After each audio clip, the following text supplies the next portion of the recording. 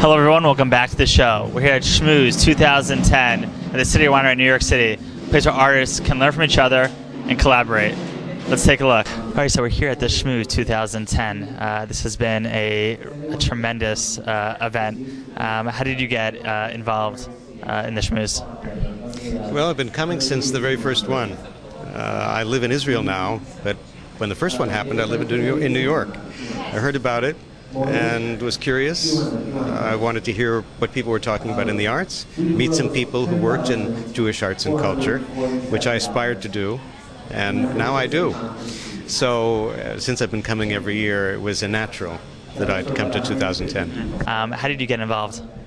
Well, I actually, as a writer, am very interested in following Jewish arts and creative expression, and actually happened to know David Franklin, the executive director of IJPA, the International Jewish Presenters Association, from his time when he used to live in California. And it was sort of a synchronistic event where I heard about Schmooze, called up because I wanted to volunteer to be involved, and realized that the person at the helm was an old friend. Yeah, and that's great. And this event, for me, has just been amazing in the sense that you get to meet so many different people with so many different interesting ideas. And the coming together of this, it's just so important. And creativity is really created. It's really true. It's amazing to see what happens here and the relationships that are formed, the ways that presenters find out about new and emerging artists or older established artists and their new projects. And all the events that come out of this are really, really very dramatic. You know, I met someone yesterday who I helped bring to the event and did his performance, and then told me that a venue asked him to do a series of performances at their venue over several nights. So it's not even like a one-off concert, it's a relationship that builds and builds. Right. And you've been in the arts for a number of years. You're an accomplished journalist, and you have your own unique and incredible book. Tell us a little bit about how you came to write Cool Jew. Well, I wrote the book, Cool Jew, the ultimate guide for every member of the tribe, after writing several articles. And one was for the Forward, and one was for the San Francisco Chronicle. And those articles just came about in my work as a freelance journalist, keeping tabs on things that are happening in the Jewish world. And I noticed that this trend was unfolding of creative Jewish expression in the form of music and t-shirts and films and other books. And I realized that it would make a fun article to talk about the cool Jews in San Francisco and their different activities. I didn't call them cool Jews in the article, and I didn't even call them what I came to call them in my book, which are heapsters. That's my preferred term for a super Jew. I didn't even use those terms, but I was just looking at Jews doing innovative and creative work. So we have seen a lot over the years of keffiyehs, and there are a lot of people who are now interested in wearing keffiyehs for fashion. And you've done something very interesting with keffiyehs. Tell us a little about what you've done. Well, as you said, keffiyehs have become quite fashionable. You can actually see them in the runways. Balenciaga did a show with keffiyehs-inspired scarves, and so I've been seeing them for a few years, and I really I had a mixed reaction to seeing these kinds of things in terms of what they represent, what people are saying by them, what they're not saying when they're just fashion. And I decided to make a Israeli keffiyeh, a keffiyeh that shows the Jewish pride, says Am Yisrael Chai on it, and it's said in a language that's very profound if you read between the lines, and it's spoken in a language that in some ways in our adversaries and or our cousins, so to speak, in the form of a keffiyeh. So it's been a wonderful 2 days at this conference. How do you get this all together? So, who would believe that the center of Jewish culture is actually in Cleveland, Ohio? So that's where I live. And through a lot of support from volunteers, through the help of Michael Dorf's vision and his support,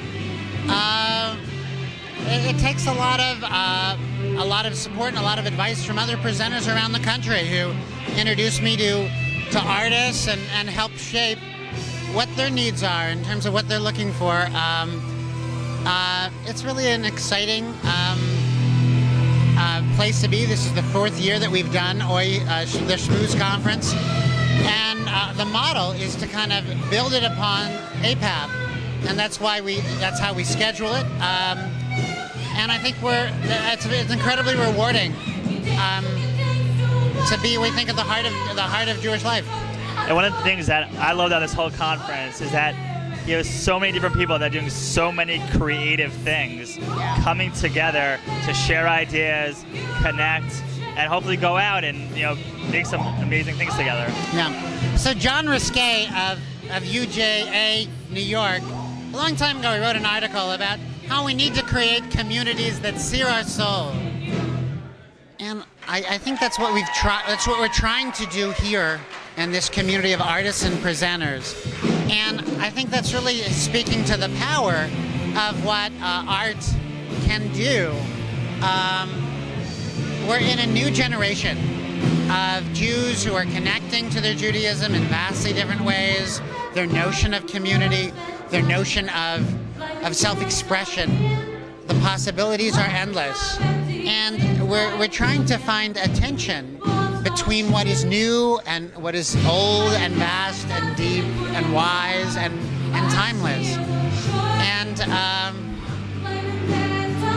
I don't think I ever understood, if someone has a dream of being an artist, how much it means for them to be a business person, and how hard and isolating and discouraging and emotionally taxing the whole thing can be.